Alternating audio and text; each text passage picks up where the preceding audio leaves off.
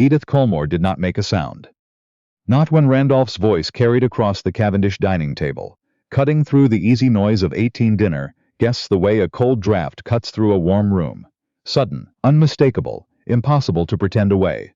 Not when every face turned toward her.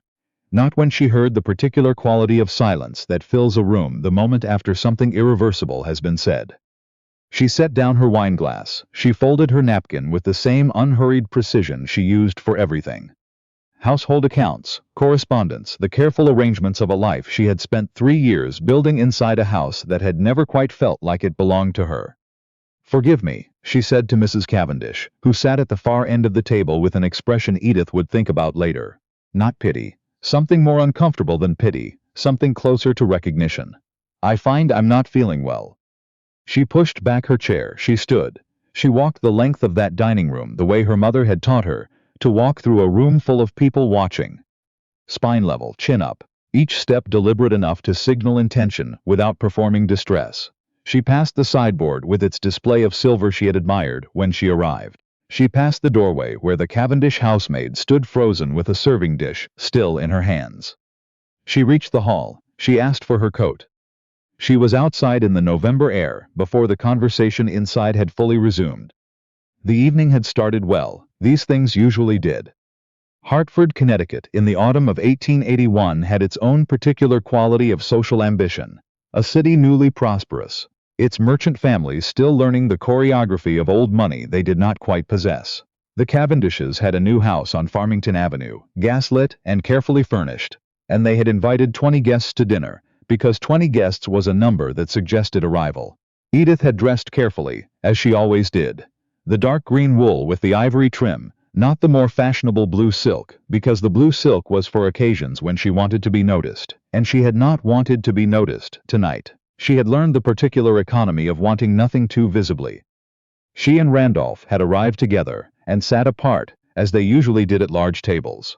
This had become usual in the second year of the marriage.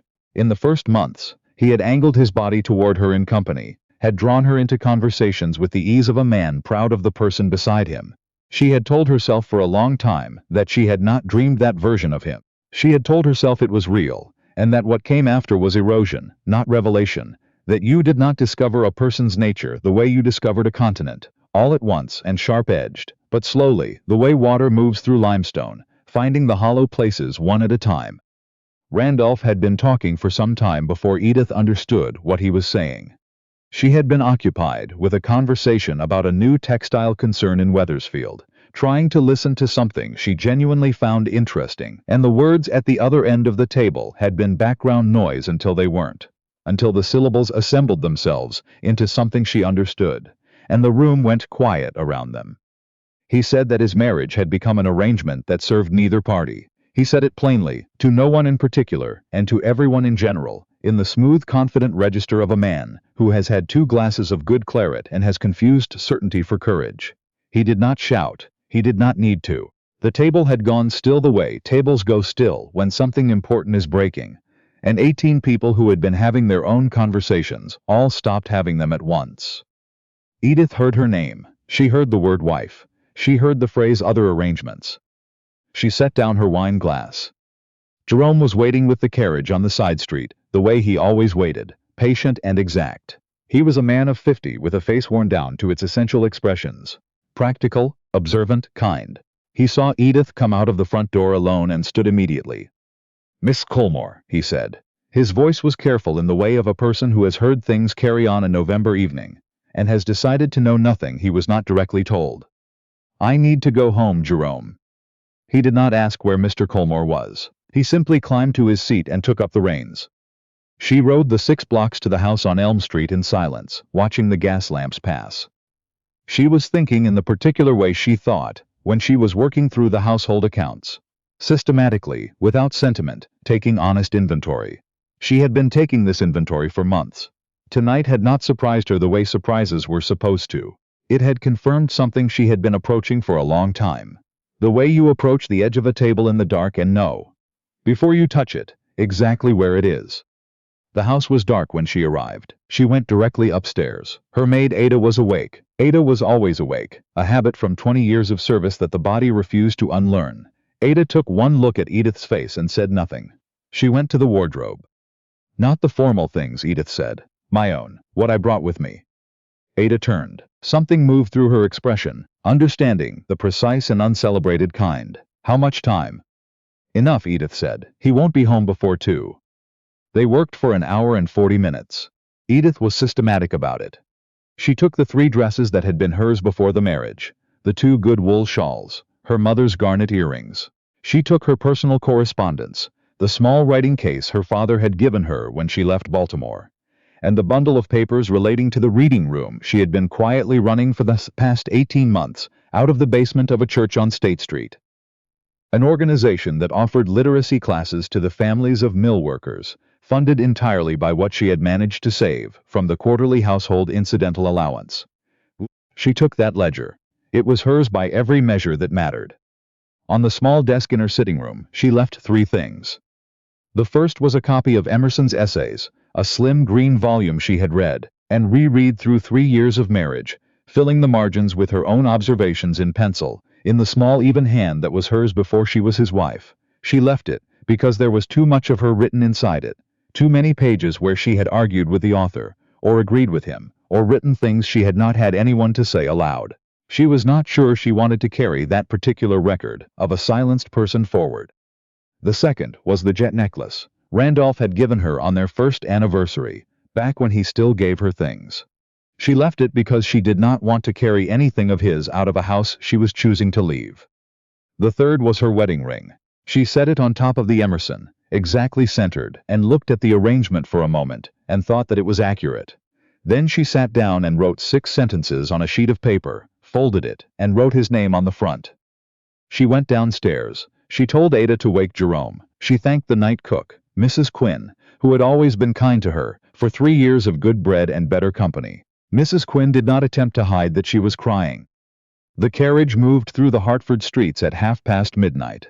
Edith sat with her hands folded, watching the darkened storefronts pass, and she thought about her Aunt Matilda, who lived in a farmhouse in Litchfield County and had said at Edith's wedding reception, quietly, without ceremony, "You know where I am, if you ever need a door." Randolph Colmore came home at 2 in the morning and found the house exactly as his wife had left it, which was to say, in perfect order. He noticed nothing wrong at first. The lamps were turned low. The hall was tidy. He climbed the stairs in the comfortable fog of a man who has had enough to feel philosophical, and slept. It was morning before he understood. The letter was on the kitchen table. Ada told him Mrs. Colmore was gone. She told him there was a letter. He read it standing in the kitchen in his shirt sleeves, and read it again when he finished, and the second time was not any easier than the first. 6 sentences. She had signed it with her maiden name. He went upstairs to her sitting room. He stood in the doorway before he entered.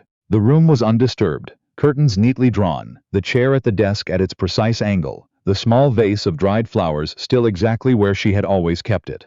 On the desk, the Emerson, the necklace, the ring. He did not touch the ring. He stood looking at it for some time. Then he went downstairs and made himself busy. The way men make themselves busy, when they are trying not to feel the shape of something pressing against them. By day 3 he was feeling it regardless. The household accounts were filed in the secretary desk in the parlor, 3 years of them, organized in a system so orderly it was nearly architectural. He had not known the system existed. He had not known there was a system.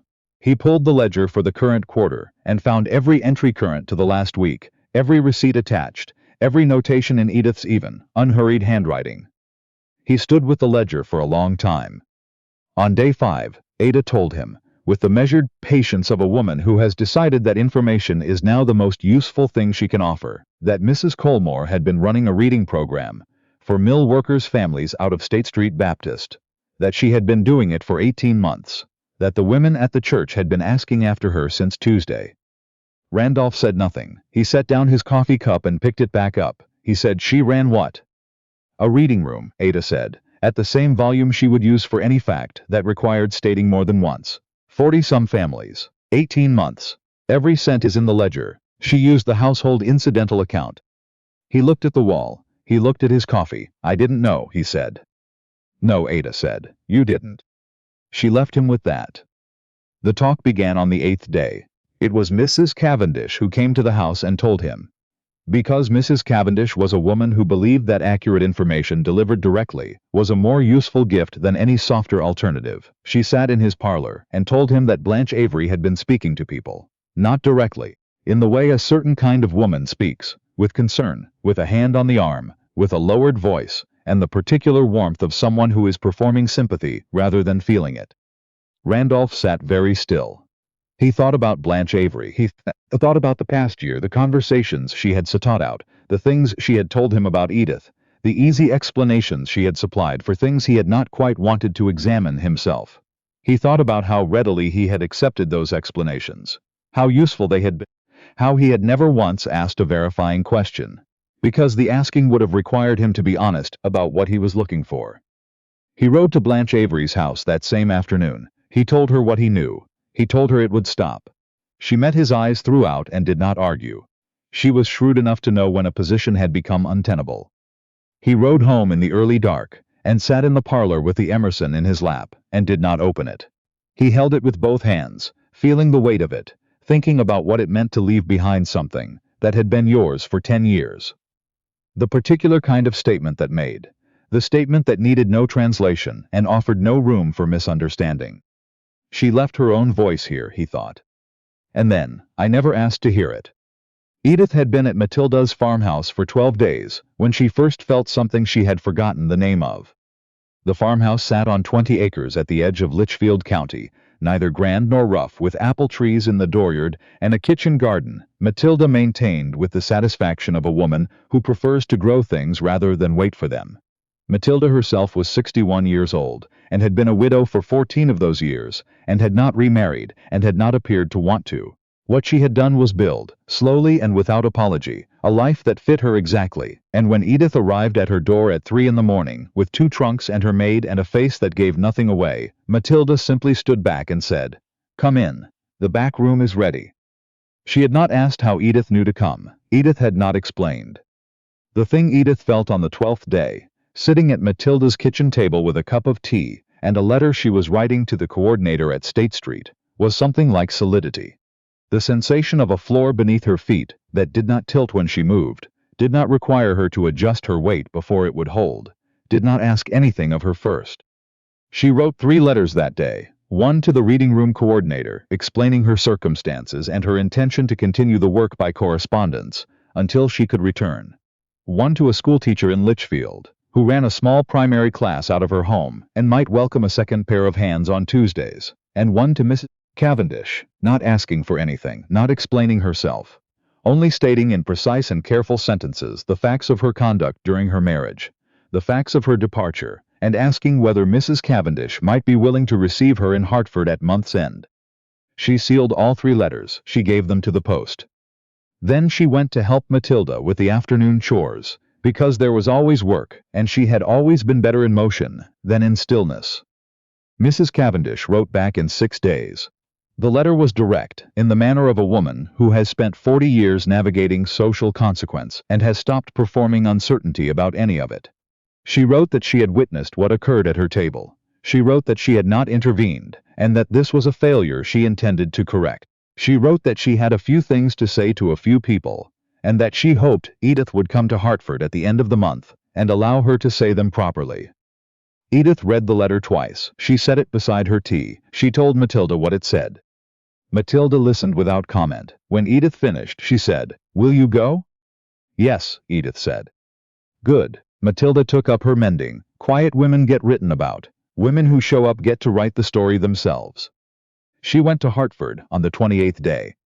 Randolph found her there, which was not an accident. He had written to Matilda's twice.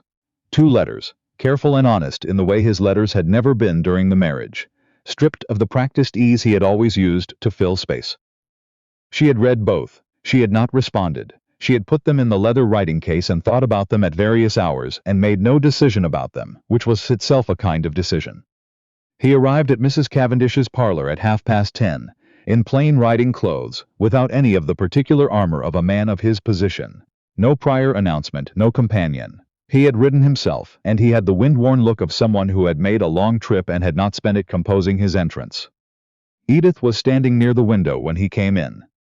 "I should not have done what I did at that table," he said, Before he sat down, before he said anything else, because he had apparently decided that this was a conversation that could not afford a preamble. There is nothing about the circumstances that makes it less wrong. I accepted a story I wanted to believe, and I turned it into a public act against a person who deserved none of it. Edith looked at him. You investigated, she said. Yes. He looked at the floor, then at her after. And Blanche Avery understands she's done sufficient damage, he said. And that continuing would cost more than she's prepared to pay. The room was very still. Outside, Hartford went about its morning. Edith thought about the Emerson on the desk, the ring centered on top of it, the 6 sentences she had written and what it had cost her to keep them to 6. She thought about 3 years of making herself smaller in careful, incremental ways, of editing herself down to what she had believed the household required, and how long it had taken her to understand that the household was not the problem. She had been asking the wrong question for 3 years. The question was never whether she could be useful enough. The question was whether useful was what she wanted to be. What is it you want, Randolph? She said. He looked at her directly. To earn the right to ask something of you. I don't have that right, I know that. He turned his hat over in his hands. I want to tell you that I went into your sitting room twice, after you left. Not to take anything. The second time, I don't even know why I went. But the Emerson is still on the desk. The ring is still where you left it. I haven't moved either of them. He paused. I don't know exactly what that means, but it felt truer to leave them there than to move them. Edith was quiet. She looked at him for a long time, looking for the performance she had spent 3 years learning to recognize. The social confidence, the smooth management of every room he entered. She did not find it today. She found instead a man sitting in a chair in plain clothes, doing something difficult without dressing it up. Here is what I'll tell you, she said at last. I am not returning to your house. Not now, and I am not prepared to say whether I will or won't, because I don't know yet, and I would rather be honest about that than offer you something comfortable that I don't mean. She held his gaze. What I am doing is this. The reading room at State Street will continue. I intend to expand it. I am working with a schoolteacher in Litchfield. I have applied to 3 donors and received a commitment from 1. This is my work. It was always going to be my work if anyone had thought to ask. Something moved across his face. Not quite the expression she expected. Not relief or negotiation. Something quieter. Something that looked like a man finally seeing the dimensions of a room he had been standing in for years. I didn't ask, he said. No, she said. You didn't ask me anything. Not once in 3 years. I know that now. That's not nothing, she said. But it's also not enough. Knowing is not the same as the thing knowing costs you. He nodded. And it was a slow nod. The nod of a person settling into something they have decided to settle into properly rather than quickly. What would it cost? He said. Honestly, what would it take? She considered him. She considered the question, which was a real question, not a rhetorical one, and that itself was something she filed away without comment. Time, she said. And I will not be managing that time for your benefit. I won't be making it easier or harder. I'll be living it. She looked at her hands and then back at him. You may write to me. If the letters are worth answering, I'll tell you so. He stood when she stood. He offered his hand, and she shook it, brief, without warmth and without coldness, the grip of 2 people acknowledging a real and unresolved transaction. He left without asking for more. That surprised her. The man she had married would have pressed for a timeline, some form of resolution he could manage and file. This one put on his hat and walked out the door, and she stood at the window and watched him go, and thought about what it meant that she could not fully predict him anymore. That was not nothing either. Matilda was in the kitchen when Edith arrived back at the farmhouse, doing nothing in particular. A clear sign that she had been waiting. Well, Matilda said. He came, Edith said. He said what he came to say without asking me to make it easier. She set down her coat, and then he left. Matilda looked at her steadily, and Edith thought about the Emerson, sitting on the desk with the ring on top of it. She thought about 3 years of annotations filling the margins. Her own voice, kept to herself, addressed to no one. She thought about what it would mean to go back and retrieve it someday, and whether she wanted to, and decided she was not ready to answer that question yet. And nothing, she said, not yet. Matilda nodded once, satisfied with that, the way she was satisfied with most honest answers. She went back to what she'd been doing. That evening Edith sat at the kitchen table with the reading room ledger open and a letter half-drafted to the second donor she intended to approach on Thursday. The lamp made a warm circle. Outside, the Litchfield dark came down early the way it did in late November, pressing close against the windows, and somewhere in the bare apple tree in the dooryard a bird moved through the branches and went still. She thought about the mill worker's wife she had sat with in the church basement 2 weeks ago, a woman of 34 who had wanted to read her daughter's school compositions for 6 years and had never known how to begin. She had said it plainly, without apology, the way you say a thing when you have decided that the shame of it costs more than the honesty. She had sat down with a primer and worked through the first page slowly, carefully, with the focus of someone who has decided this matters enough to be done right. Edith had watched her and thought, this is the work, not the arranging of rooms, not the management of someone else's comfort. This, sitting beside a person who is trying to become more of herself, and waiting, and not filling the silence until she's ready. She finished the letter to the donor. She started a new page in the ledger. She thought about the school teacher in Litchfield, who had asked last week whether Edith might consider staying through spring semester, and she thought about what she would write back, and what she wanted, which was a question she was still learning how to ask herself without apology. She was 28 years old. She had spent 3 years inside the shape of someone else's life, being useful and invisible and correct, and she had done it skillfully, and it had not been enough, and she was done with it. She did not know yet what she was building in its place. She knew only that it was hers. The ledger, the letters, the Tuesday mornings with the primer, the farmhouse kitchen, the donor she had not yet called on, the questions she had not yet answered. She turned the page and kept working. She had always been better in motion, and there was a great deal of motion ahead, and for the first time in 3 years, all of it was going in a direction she had chosen herself.